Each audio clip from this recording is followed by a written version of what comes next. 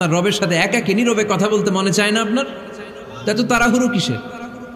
ধীর স্থির হন, একটু স্থির হন, একটু মনোদৈহিক প্রশান্তি অর্জনের চেষ্টা করেন। সব সময় ব্যস্ত, ধাক্কাধাক্কি, উচ্ছৃঙ্খলা এগুলো আমাদেরকে শেষ করে দিয়েছে। এজন্য লম্বা চোরা বক্তব্য ঠিক না। বক্তব্য শুনতে আমাদের ভালো লাগে, আমল করতে ভালো লাগে না। বক্তব্যটা শেষেই সিগারেট ধরায়, আছে না নাই? মাহফিল শেষেই বিড়ি ধরায়, কয় চমৎকার ওয়াজ করছে হুজুরে। ওয়াজটা সেরকম হয়েছে, অনেক কণ্ঠ সুন্দর হুজুরের। এতদিন ইউটিউবে দেখছি, আজকে সরাসরি দেখাইছি, আছে না নাই? তো কি লাভ হয়েছে? লাভটা হয়েছে কি? এই যে মাহফিল শেষে বিড়িটা ধরাইলেন আর গেলেন, কোনো লাভ হয় নাই। এগুলো থেকে বেরিয়ে আসতে হবে। বছরের পর বছর আমাদেরকে শিখানো হয়েছে একভাবে, কেউ এই পরিবর্তনের আওয়াজ তোলে নাই। আওয়াজ আপনাকে তুলতে হবে। আওয়াজ তোলার জন্য এত মানুষ লাগে না, আপনি একাই যথেষ্ট। আপনি দাঁড়ান না সামনে, দেখবেন আপনার সামনে কেউ টিকে থাকতে পারবে না, ঠিক কিনা? কিন্তু আপনার শক্ত সিদ্ধান্ত লাগবে, পরিবর্তনের জন্য শক্ত মানসিকতা লাগবে যে আমি পরিবর্তন করতে চাই। We have to change. যুগ জামানা পাল্টে দিতে চাই না অনেকজন। এক মানুষই আনতে পারে জাতির জাগরণ। এক মানুষই বিপদকালে বাঁচায় কাফেলায়, ক্ষুদ্র ডিঙ্গি বাঁচায় জাহাজ অসীম দরিয়ায়। এজন্য আপনার শক্ত সিদ্ধান্ত পারে আপনার মৌলভীবাজারটাকে দেশের শ্রেষ্ঠ জেলা, শ্রেষ্ঠ থানা হিসেবে আল্লাহর কাছে কবুল করতে, ঠিক কিনা? এজন্য লম্বা চূড়া আলোচনা ঠিক না। ছোটখাটো অল্প কয়েকটা মেসেজ নিয়ে যেতে পারলেই that's enough. One of the minor signs before the day of judgment, your Islamic lectures will be very longer and your salah 5 times a day will be shorter. কিয়ামতের আগে বক্তব্য লম্বা, নামাজ খাটো, তাসবিহ পড়ে না, ব্যস্ত, মহাব্যস্ত। এই মহাব্যস্ততা ছাড়েন, কোরআন সুন্নাহর দিকে ফিরে আসেন। বরকত দিবে কে? বিশ্বনবীর মসজিদে নববীর ফ্লোর বালুর ফ্লোর ছিল, আমাদের ফ্লোর টাইলস। আল্লাহর হাবিব সাল্লাল্লাহু আলাইহি ওয়াসাল্লামের মসজিদে বালি নিচে, এই বালিতে নামাজ পড়তেন। বৃষ্টি হলে কাদামাটি হয়ে যেত, কাদামাটিতেই সেজদা করতেন। সেজদা করলে কাদার মাটি আল্লাহর হাবিব সাল্লাল্লাহু আলাইহি ওয়াসাল্লামের নাকে আর কপালে লেগে যেত। তিনি সালাম ফিরিয়ে সাহাবাদের দিকে মুখ ফিরিয়ে বসলে দেখতেন প্রতিটা সাহাবীর নাকে আর কপালে কাদার মাটি মিশে আছে। তার মানে প্রিয় নবী সাল্লাল্লাহু আলাইহি ওয়াসাল্লামের মসজিদে নববী ছিল কাঁচা, কিন্তু মুসল্লি ছিল পাকা।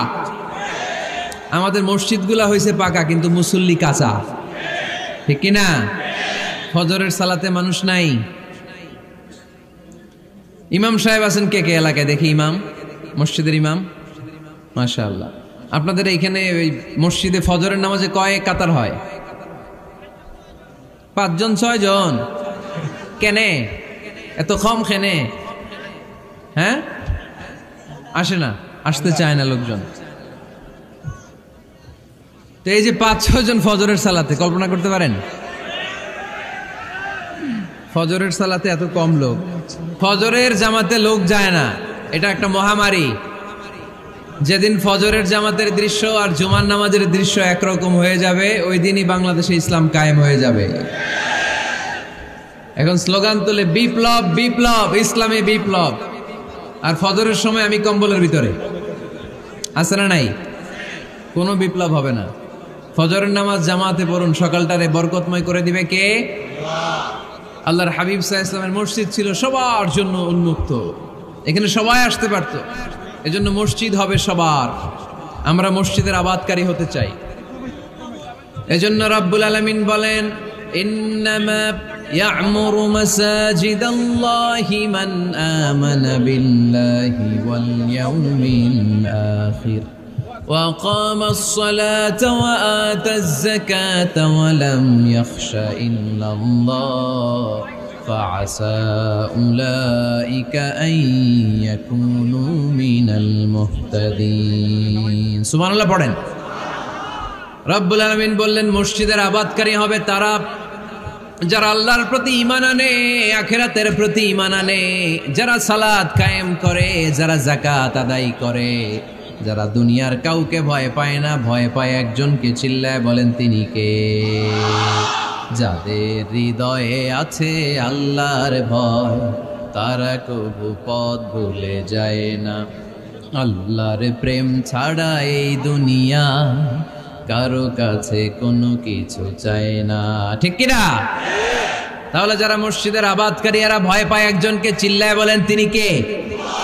মসজিদের আবাদকারীদের প্রথম গুণ, তারা আল্লাহ বিশ্বাস করে, তারা আখিরাতে বিশ্বাস করে, তারা সালাত কায়েম করে, তারা যাকাত আদায় করে, তারা আল্লাহ ছাড়া পৃথিবীর কাউরে ভয় পায় না। আল্লাহ বলেন ফাআসা উলাইকা আইয়াকুনু মিনাল মুহতাদিন, আশা করা যায় তারাই হলো হেদায়েতের রাস্তার উপরে আছে। ঠিক কি না? তারাই মসজিদের আবাদকারী, যারা মসজিদে যায়, সালাত আদায় করে।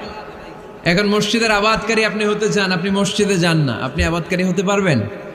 মসজিদের অনেক সভাপতি আছে, মসজিদে যায় না, আছে না নাই? মৌলভীবাজারে এই সমস্যা বোধহয় নাই। মসজিদের সেক্রেটারি মসজিদে যায় না, আছে না নাই? তাহলে হইলো, এটা হইলো, এটা মেনে নেওয়া যায়?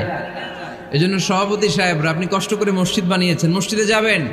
সভাপতি সাহেব আপনি মসজিদে যাবেন, সেক্রেটারি সাহেব আপনি মসজিদে যাবেন, তাহলে আপনি সঠিক মসজিদের আবাদকারী হবেন। ঠিক কিনা? আমরা মসজিদের আবাদকারী হতে চাই, ইনশাআল্লাহ। পড়েন উমরানুল মাসাজিদ। মসজিদের আবাদ কি করে করতে হয়? মসজিদ আবাদ করার এক নাম্বার মাধ্যম হচ্ছে মসজিদ নির্মাণ করা। কি করা? নির্মাণ করা। খেয়াল করবেন, আল্লাহর হাবিব সাল্লাল্লাহু আলাইহি ওয়াসাল্লাম বলেছেন, মান বানা মসজিদান মিন মালিহি ফিদ দুনিয়া বানাল্লাহু লাহু বাইতান ফিল জান্নাহ। যে ব্যক্তি নিজের পকেটের টাকা খরচ করে দুনিয়াতে মসজিদ বানায়, আল্লাহ তাআলা তার জন্য জান্নাতে ঘর বানায়। 60টা জিনিস মানুষ মরে যাওয়ার পরে তার কবরে পৌঁছতে থাকে। ইন্না মিম্মা ইয়ালহাকুল মুমিন মিন হাসানাতিহি বা'দা মাউতিহি। মানুষ মরে যাওয়ার পরেও যে 60টা জিনিস তার কবরে পৌঁছায়, তার মধ্যে একটা হচ্ছে মসজিদান বানাহু। সে যে মসজিদ বানিয়ে গিয়েছে, ওই মসজিদের সওয়াব। সুবহানাল্লাহ পড়েন। আপনি টাকা দিয়ে মসজিদ বানিয়ে দিলেন, ওই মসজিদে মুসল্লিরা নামাজ পড়ে, রোজাদাররা এসে ওখানে ইফতার খায়, তাহাজ্জুদ আদায়কারীরা তাহাজ্জুদ পড়ে, তাদের সওয়াবের কমতি হবে না, কিন্তু তাদের সওয়াবের একটা পার্সেন্টেজ সওয়াব যে ব্যক্তি মসজিদ বানালো তার আমলনামায় আল্লাহ ঢুকিয়ে দেয়।